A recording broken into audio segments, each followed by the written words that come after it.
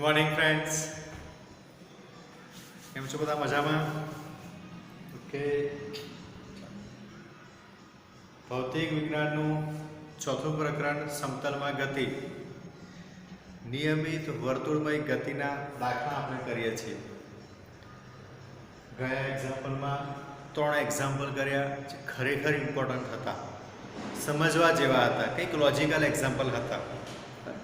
એ જ રીતના કંઈક નવા એક્ઝામ્પલ ફરી પાછા આપણી સામે છે.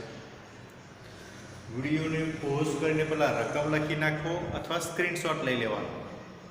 ઓકે, ચાલો તો શરૂઆત કરીએ એક્ઝામ્પલ સોલ્વ કરવાની. ચાલો ફર્સ્ટ એક્ઝામ્પલ કરીએ આપણે. જો રકમ, એક મોટર 100 મીટર ત્રિજ્યાના, કોઈ ત્રિજ્યા આપી દીધી, ત્રિજ્યા જો આપી હોય તો r બરાબર કેટલા લખ્યા આપણે? 100 મીટર થઈ. ઓકે, ને વર્તુળાકાર માર્ગ ઉપર અચળ ઝડપથી ગતિ કરે છે. 62.8 સેકન્ડમાં એક પરિભ્રમણ પૂરું કરે છે. પૂરું કરતા કેટલો સમય લાગે છે? t બરાબર લાગે છે 62.8 સેકન્ડ. ઓકે, એક પરિભ્રમણ પૂરું કરે છે. આટલા સમયની અંદર એક પરિભ્રમણ પૂરું કરે છે. તો સરેરાશ ઝડપ અને સરેરાશ વેગ શોધો. સરેરાશ વેગ અને સરેરાશ ઝડપ ત્રીજું પ્રકરણ થઈ ગયું. ત્રીજા પ્રકરણના દાખલા થયા, પણ કોન્સેપ્ટ ચોથાનો છે. મેં પહેલા કહ્યું હતું કે ત્રીજું, ચોથું, પાંચમું અને છઠ્ઠું જે વખતે છઠ્ઠા ચેપ્ટરના એક્ઝામ્પલ કરશો એ વખતે ત્રીજું ચેપ્ટર, ચોથું ચેપ્ટર, પાંચમું ચેપ્ટર ત્રણના કોન્સેપ્ટ ભેગા થશે. બધું જ એકબીજાને રિલેટેડ છે. તો આ એક્ઝામ્પલમાં જુઓ, થર્ડ ચેપ્ટર ગયા એક્ઝામ્પલમાં જોયું હતું ને આપણે, અંતિમ વેગ, પ્રારંભિક વેગ અને અંતર વેગ, પ્રવેગ, આ બધું જોયું હતું. એ જ રીતે આમાં પણ તમારે કંઈક એવું છે. થર્ડ ચેપ્ટર અને ફોર્થ ચેપ્ટર ભેગું થયું. હવે મને કહો કે સરેરાશ વેગ અને સરેરાશ ઝડપના ઇક્વેશન શું થાય? તમને ખબર છે, તમે થર્ડમાં શીખી ગયા. તો મારી પાસે શું થાય? સરેરાશ ઝડપ ઇઝ ઇક્વલ ટુ અંતર ભાગ્યા સમય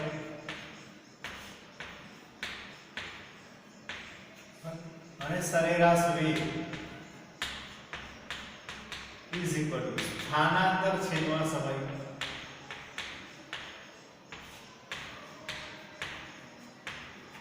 સ્થાનાંતર છેદમાં સમય. આ બે ઇક્વેશન્સ આપણે થર્ડ ચેપ્ટરમાં શીખી ગયા.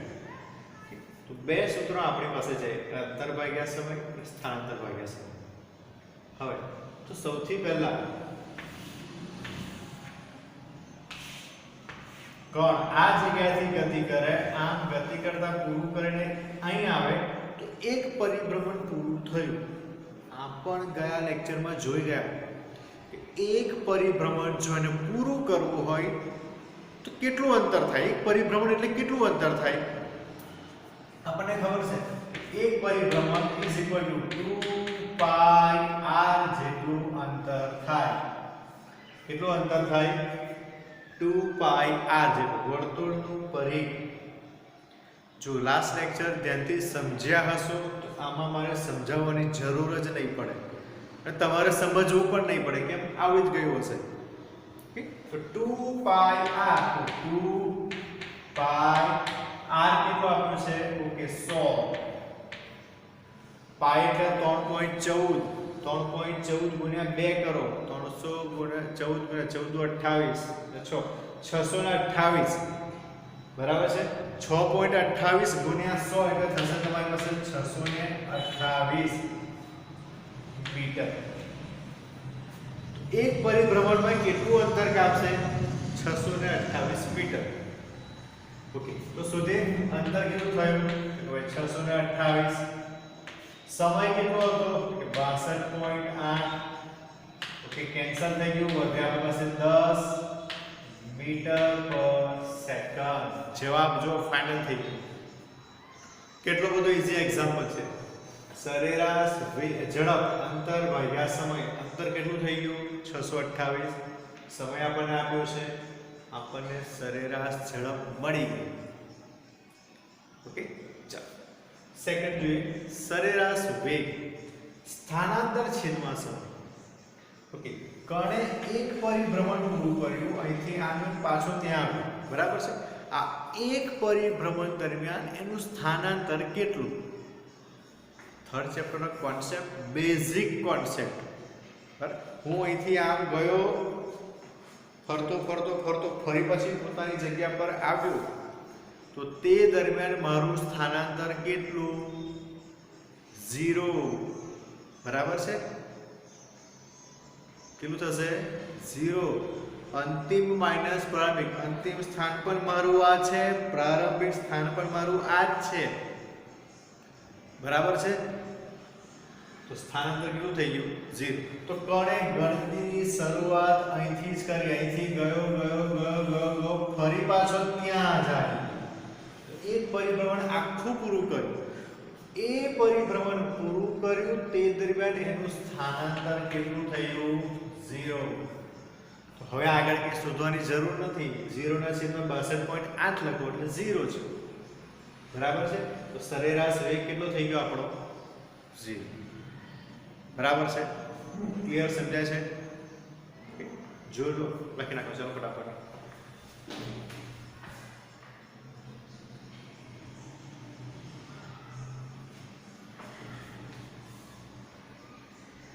ઓકે, ચાલો. ગયો લેક્ચર જો કેટલો મોટો થયો હતો, આ લેક્ચર થોડો શોર્ટ થશે કે એક્ઝામ્પલ થોડા નાના છે અને ઈઝી છે, તો થોડો લેક્ચર શોર્ટ થશે. ઓકે, નો પ્રોબ્લેમ. ચાલો સેકન્ડ એક્ઝામ્પલ.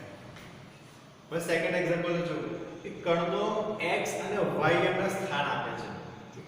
કણ કોઈક એક સમયે ક્યાં હશે? તો કે એનો x યામ અને y યામ તમને આપેલું છે. તો કે હું લખી દઉં છું આગળ. x બરાબર તમને આપેલ છે 5t - 2t² અને y તમને આપ્યા છે y = 10t. આ તમને બે યામ આપેલા છે. આ યામ આપ્યા છે એનો મતલબ છે કે કણનું સ્થાન બતાવ્યું છે. કણ x કઈ બાજુ હશે અને કણનો y યામ કઈ બાજુ હશે. એ બંને દિશા આપી છે કે x બાજુની દિશા કઈ છે અને y બાજુની દિશા કઈ છે. x યામ અને y યામ આ બંને તમને આપી દીધા છે. હવે શું કહે છે?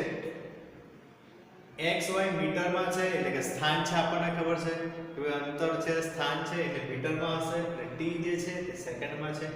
t બરાબર 20 સેકન્ડે કણનો પ્રવેગ શોધો. આપણે શોધવાનો છે પ્રવેગ. કેટલા સમયે? t બરાબર 20 સેકન્ડે આપણે એનો પ્રવેગ શોધવો છે. ફરી પાછું થર્ડ ચેપ્ટરમાં મેં તમને આલેખ સમજાવ્યા હતા. આલેખમાં એક શોર્ટકટ ટ્રીક પણ આપી હતી. તમને યાદ હોય તો આ રીતે કંઈક કર્યું હતું. બરાબર છે. આ સ્થાન છે, આ વેગ છે, આ પ્રવેગ છે. અહીંથી ડાયરેક્ટ પણ એક રસ્તો જાય એવું કહ્યું હતું. અહીંયા તમે સ્થાનનું વિકલન કરો તો તમને વેગ મળે, વેગનું વિકલન કરો તો તમને પ્રવેગ મળે. પણ સ્થાનનું ડબલ વિકલન કરો ડાયરેક્ટ જ તો ડાયરેક્ટ પ્રવેગ મળે. સ્થાનનું એક વિકલન કરો તો વેગ મળે, વેગનું એક વિકલન કરો તો પ્રવેગ મળે. એની સામે સ્થાનનું તો ડબલ વિકલન કરો કે d²x/dt², આ ડબલ વિકલન તો ડાયરેક્ટ તમને શું મળશે? પ્રવેગ મળશે. તો પ્રવેગ શોધવાની આ મેથડ છે. ક્યાં તો તમે અહીંથી ડાયરેક્ટ જઈ શકો છો, ક્યાં તો તમે સ્થાન પરથી પહેલા વેગ શોધો, વેગ પછી તમે પ્રવેગ શોધો. આપણે તો આ રીતે જ કરવું પડશે. અહીંથી કરશો તો તમને ભૂલ પડશે એની ગેરંટી છે. આપણે પોતે ગૂંચવાઈશું. ડબલ વિકલન ક્યારેય કરવાનું નહીં, ડાયરેક્ટ નહીં કરવું. ડબલને સિંગલમાં બે વખત કન્વર્ટ કરી દો. તો એ શું કરે? આપણે પહેલા શું કરીશું? સ્થાન પરથી પહેલા આપણે વેગ શોધીશું. વેગ શોધ્યા પછી એનો આપણે પ્રવેગ શોધીશું. તો બે સ્ટેપમાં આપણે એક્ઝામ્પલ કરીએ. ઓકે, આ એક શોર્ટકટ ટ્રીક મેં થર્ડ ચેપ્ટરમાં તમને સમજાવી દીધી. બરાબર છે. ચાલો, તો અહીંયા આગળ સમજવાનો પ્રયત્ન કરીએ. ચાલો પહેલો મને સ્થાન છે, એક x સ્થાન છે અને એક y સ્થાન છે, તો બંને સ્થાનના વેગ મળશે મને. x સ્થાનનો વેગ કેટલો હશે, y સ્થાનનો વેગ કેટલો હશે? તો બંને જો મને વેગ મળતા હોય તો શોધું. પહેલું dx dt, આ બાજુ થશે dy dt. બરાબર છે. મેં આનું વિકલન કર્યું, તો મને શું મળે? x વેગ મળશે, પણ x દિશાનો વેગ એટલે લખું vx. આના પરથી મને વેગ મળશે, પણ કઈ દિશાનો? y દિશાનો. મેં આ નામ આપી દીધું. ખબર પડી તમને મેં શું કર્યું છે? આનું વિકલન કરવાનું છે. જો ખાલી આ તો પછી કરી, પહેલા આ કરું છું કે dx dt કરું, એટલે કે મને શું મળ્યું? બાય ડિફોલ્ટ મને વેગ મળી ગયો. અને dy dt કરું તે પણ મને વેગ મળ્યો, પણ x દિશાનો અને y દિશાનો. ઓકે ચાલો, dx dt એનો વેગનું આનું વિકલન કરી છે. t ની સાપેક્ષે વિકલન છે, તો 5t નું શું થશે? 5 જ થશે. કેમ? t નું 1 થઈ જશે. બરાબર છે. હવે ઘણા બધા બાયોલોજીના છોકરાઓ હશે, તેમને સંકલન અને વિકલનમાં તકલીફ પડશે કે તમે ઓલરેડી મેથ્સ છોડી દીધેલું છે, મેથ્સથી તમે દૂર છો, તો સંકલન અને વિકલનમાં તકલીફ પડશે. તો થોડુંક યાદ રાખવાનો પ્રયત્ન કરજો, કારણ કે મેથ્સના છોકરાઓને જેટલું ડીપમાં સંકલન અને વિકલન આવશે એટલું તો તમારે ક્યારેય નથી આવવાનું. અને શરૂઆત છે તો કદાચ 11th ના છોકરાઓને પણ કન્ફ્યુઝન થાય. જો નહીં ચાલ્યું તો થશે. જે વખતે ચાલશે, જે વખતે મળવાનું થશે ત્યારે તમને પૃથ્વીરાજ સાહેબ છે ક્યાં તો AK સાહેબ છે, જે કે પણ આપણા સાહેબ છે, એ તમને એના ઇક્વેશન્સ, એના લોજિક અને કેવી રીતે યાદ રાખવાના આ બધી ટ્રીક આપશે, શીખવાડશે તમને. તો મેથ્સના છોકરાઓને પછીથી આમાં કોઈ તકલીફ આવવાની નથી. થઈ ગયું હોય તો અત્યારે જ નહીં પડે, પણ બાયોના છોકરાઓએ જરાક ધ્યાનથી જોવાનું કે 5t નું વિકલન થયું 5. બરાબર છે. કારણ કે વિકલન કરીએ કે d dt of x, બરાબર છે, કોની સાપેક્ષે? એટલે કે સમયની સાપેક્ષે આનું વિકલન કરશું તો આપણને 1 મળશે. પણ હવે x raised to n છે, x raised to n નું જો વિકલન કરવું હોય તો ઇક્વેશન છે n into x raised to n minus 1. આ વિકલન છે. બરાબર છે. તો શું કરવાનું? અહીં શું થશે? જો 5 માઈનસ 2 તો છે જ, આ 2 આગળ આવી જશે તો થઈ જશે 2 દુના 4. પછી લખશું t, ઉપર n માઈનસ 1 એટલે 2 ઓછા 1, તો 1 જ થયો. તો 1 લખવાની જરૂર નથી, કારણ કે t લખ્યો એટલે ઉપર 1 છે એવું સમજી લેવાનું. આની પ્રમાણે કરવાનું છે. આ 2 જો એને t સ્ક્વેર કરી દઉં તો શું થાય?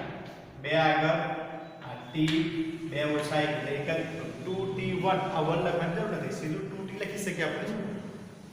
ઓકે, તો થઈ ગયું આ રીતે. ચાલો તો આને પૂછી નાખો.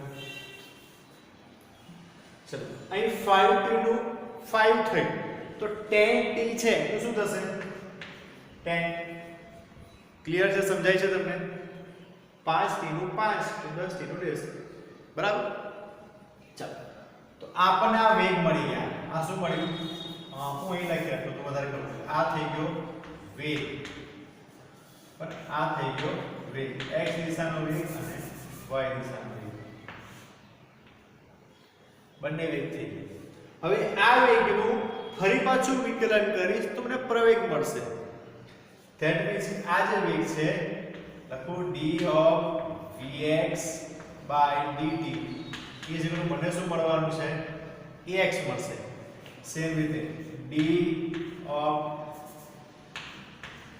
વેગ upon dt is equal to મળશે મને y દિશા. તો આનું વિકલન કરીશ તો હવે પ્રવેગ મળશે. ચાલો હું આનું વિકલન કરું.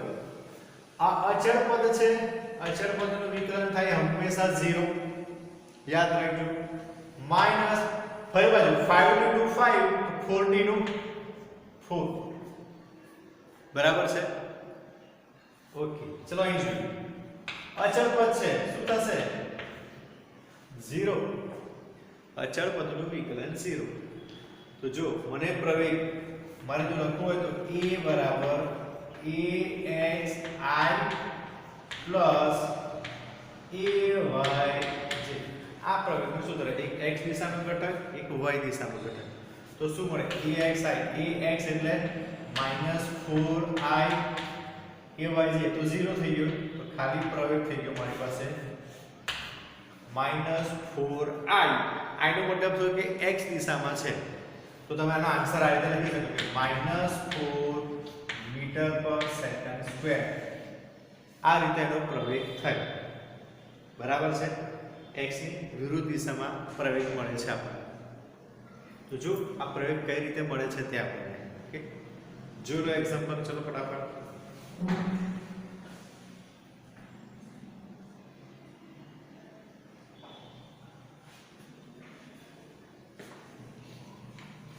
નેક્સ્ટ એક્ઝામ્પલ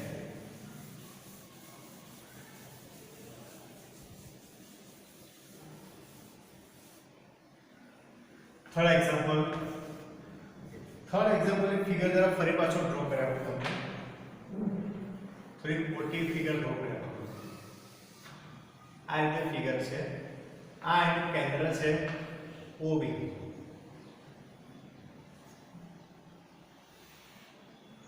આ એક કેન્દ્રગામી પ્રવેગ આપેલો છે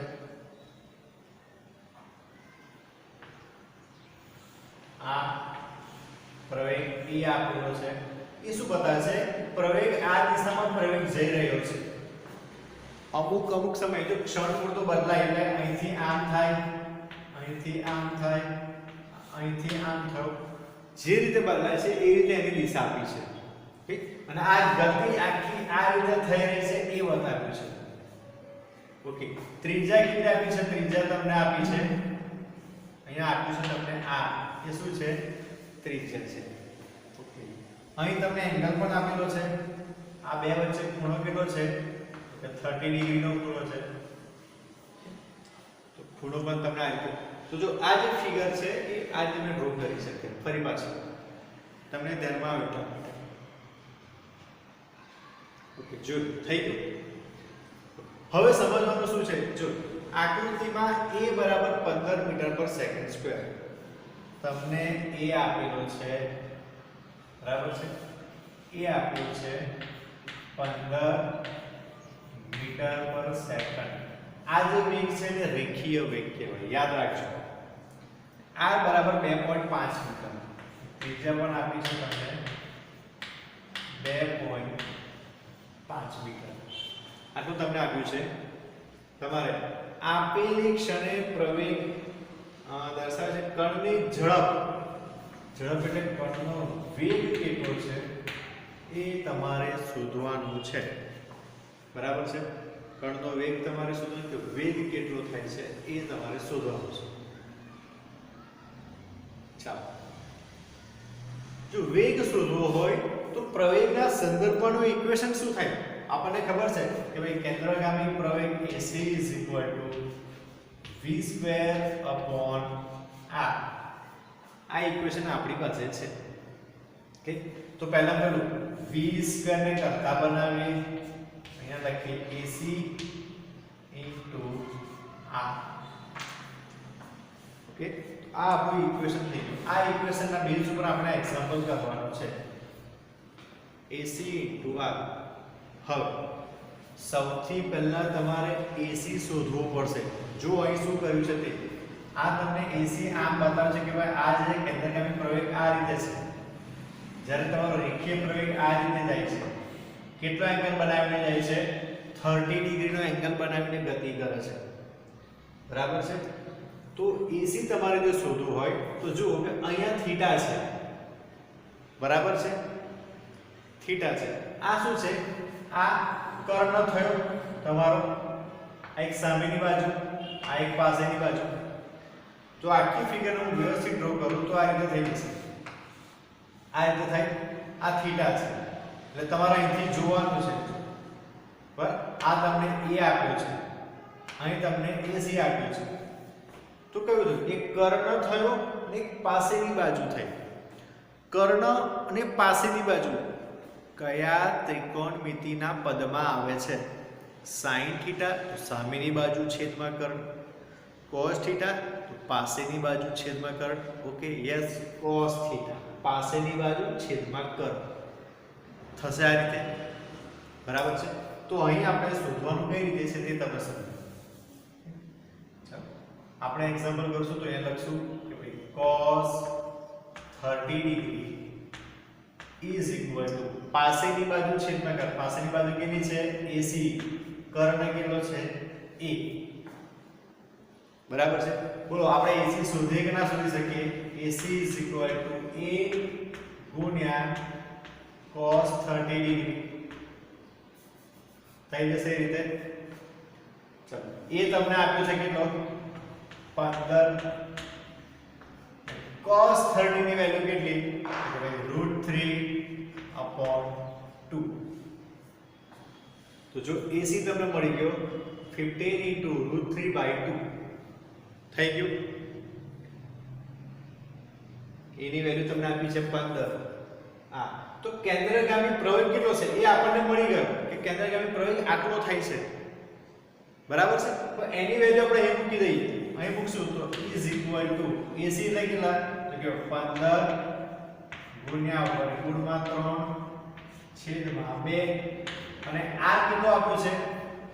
r આપ્યો છે 2.5. 2.5. તો આ મળે છે આપણને v². v બરાબર કરીશું તો આનો જે કંઈ પણ આન્સર આવે એનું અંડરરૂટ તમારે લઈ લેવાનું, વર્ગમૂળ લઈ લેવાનું. બરાબર છે. તો આનું કેલ્ક્યુલેશન તમે જરાક કરી જોજો કેલ્ક્યુલેટર ઉપર કેટલું થાય છે. 15 ગુણ્યા વર્ગમૂળમાં 3 છેદમાં 2 કરો ગુણ્યા 2.5 કરો. ઓકે, જે કંઈ પણ જવાબ આવે બરાબર છે. સિમ્પલ અત્યારે હું એવું સમજુ છું, સમજો કે x જવાબ આવે છે તો પછી એનું વર્ગમૂળ લઈ લેવાનું તમારે. હું એક્ઝેક્ટ વેલ્યુ કહું તમને.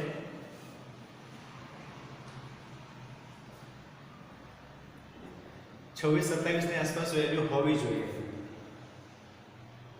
બરાબર છે. તમારી વેલ્યુ આવશે 35 36 ની આજુબાજુ, 30 થી 36 ની આજુબાજુ વેલ્યુ થવી જોઈએ. ઓકે, હું તમને એક્ઝેક્ટ v નો આન્સર કહું કે v બરાબર કેટલા થાય છે તે. બરાબર છે. v બરાબર થાય છે 5.7 મીટર પર સેકન્ડ. v નો એક્ઝેક્ટ આન્સર આ રીતે થાય છે. v બરાબર 5 મીટર પર 5.7. તમારે આ પહેલા શોધવાનું, જે જવાબ આવે એનું વર્ગમૂળ લેવાનું અને વર્ગમૂળ લેશો તો તમને v મળશે. બરાબર છે. આ થઈ ગયો આપણો ઝડપવાળો સવાલ. કર્ણની ઝડપ કેટલી? તો કે 5.7 મીટર પર સેકન્ડ જેટલી ઝડપ છે કર્ણ. જોઈ લો એક્ઝામ્પલ. ચાલો,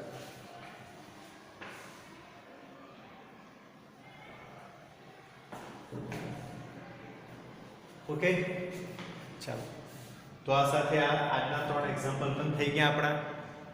ઓકે, આગળના લેક્ચરના 3 થયા, આ 3 થયા. તો જનરલી 3-4 ની એવરેજ પકડીને આપણે ચાલીએ છીએ. ઓકે, લગભગ હવે આના રિલેટેડ એક્ઝામ્પલ પૂરા થયા છે. નિયમિત વર્તુળમય ગતિ એના રિલેટેડ એક્ઝામ્પલ પૂરા થયા છે. ઓકે, હું દર લેક્ચરમાં નથી કહેવા માંગતો, છતાંય પણ તમને કહું છું કે જેટલા પણ એક્ઝામ્પલ આપણે કરીએ છીએ તે બધા જ જેઈ, નીટ આ બધી પરીક્ષામાં પૂછાઈ ગયેલા એક્ઝામ્પલ છે. બરાબર છે. તમે જૂના પેપર્સ ઓપન કરીને જોશો તો તમને બધા ક્વેશ્ચન્સ મળશે. ઓકે, બહુ જૂના પેપર છે. છેલ્લા 30 વર્ષ કે 32 વર્ષમાં જે કંઈ પણ ક્વેશ્ચન પૂછાયો છે એને રિલેટેડ જ આપણે ચાલીએ છીએ. તો એ બધા ક્વેશ્ચન છે. હવે બેઠો પ્રશ્ન તો નહીં પૂછાય પણ વેલ્યુ ચેન્જ કરે, મેથડ ચેન્જ ન થાય. તો તમે એને જેઈનો લેક્ચર ગણો, નીટનો લેક્ચર ગણો કે બોર્ડનો લેક્ચર ગણો, આપણી માટે બધું કોમન છે. બરાબર છે. તો આ બધા લેક્ચર્સમાં ધ્યાન આપીને એક્ઝામ્પલ કરજો તમે. ફરી પાછા નવા લેક્ચરમાં જ્યારે મળશું ત્યારે સદિશ અને અદિશને રિલેટેડ એક્ઝામ્પલ બાકી રહી ગયા છે. તો એના એક્ઝામ્પલ જે કંઈ પણ નોવેલ્ટી ટાઈપ એક્ઝામ્પલ છે એ બધા એક્ઝામ્પલ કરશું, સમજીશું તે વખતે.